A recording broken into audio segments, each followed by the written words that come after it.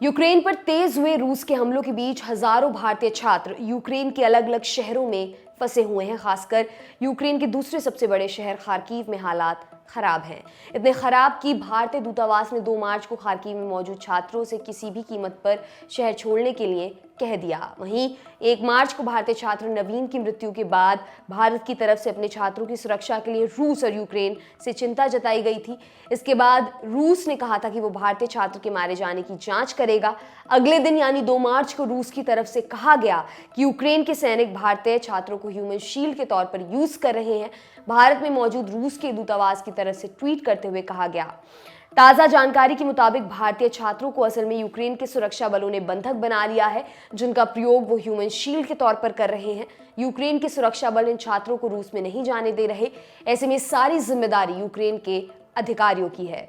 रूस के दूतावास की तरफ से भी ये कहा गया कि बंधक बनाए गए भारतीय छात्रों को यूक्रेन पोलैंड बॉर्डर के जरिए बाहर जाने को कहा जा रहा है। यही नहीं, छात्रों को उन जगहों से बाहर जाने को कहा जा रहा है जहां पर जंग चल रही है। जानते हैं यूक्रेन ने क्या कहा। रूस के दावों के बाद यूक्रेन का भी जवाब आया। यूक्रेन के विदेश मंत्रालय ने रूस से खार्किव और सूमी में हमला बंद करने को कहा ताकि इन इलाकों में छात्रों सहित बाकी नागरिकों को निकाला जा सके। एक बयान जारी करते हुए यूक्रेन के विदेश मंत्रालय ने कहा, रिहायशी इलाकों में रूस की अंधाधुंध बमबारी और मिसाइल हमलों की वजह से भारत, पाकिस्तान, चीन और दूसरे देशों के छात्र इन इलाकों से नहीं निकल पा रहे हैं। अगर रूस अपने हमले बंद करता है तो यूक्रेन की सरकार इन छात्रों को दूसरी जगहों पर भेजने के लिए एकदम तैयार है। हमले के बीच इन छात्रों को निकालने की कोशिश करना बहुत खतरनाक है। हम भारत, पाकिस्तान, चीन और दूसरे देशों की सरकारों से अपील करते हैं कि वो रूस से हमला बंद करने के लिए कहें। यूक्रेन की सरकार विदेशी छात्रों की सुरक्षा के लिए प्रतिबद्ध है। इस बीच भारत ने अपने छात्रों के बंधक बने होने के दावे का खंडन कर दिया है।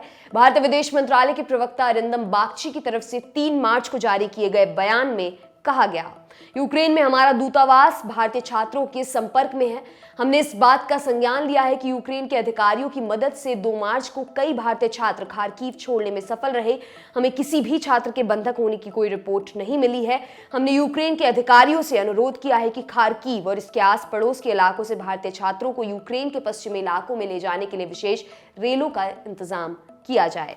भारतीय विदेश मंत्रालय की तरफ से भी कहा गया कि भारत रूस, रोमानिया, पोलैंड, हंगरी, स्लोवाकिया और मोल्डोवा से प्रभावी संपर्क बनाए हुए है। पिछले कुछ दिनों में यूक्रेन से बड़ी संख्या में भारतीय छात्रों को बाहर निकाला गया है।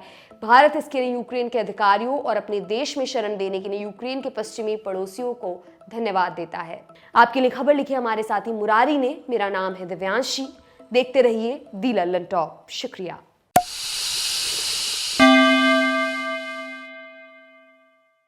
दी लल्लन टॉप मतलब आपकी खबरें पढ़ने का एक्सपीरियंस बदलने वाली वेबसाइट। YouTube और Facebook पर भौकाल काटने के बाद अब बारी है ऐप की। लल्लन टॉप ऐप जो लॉन्च होते ही कुछ ही घंटों में बन गया था नंबर 1। प्ले स्टोर से एंड्रॉयड ऐप इंस्टॉल कीजिए और जुड़े रहिए लल्लन टॉप खबरों से। अब एक ही जगह पर मिलेंगे पॉलिटिकल किस्से, लल्लन टॉप शो, चुनावी कवरेज, पड़ताल और आसान भाषा में। पाइए लल्लन टॉप की वीडियो सबसे पहले, फेसबुक और यूट्यूब से भी पहले।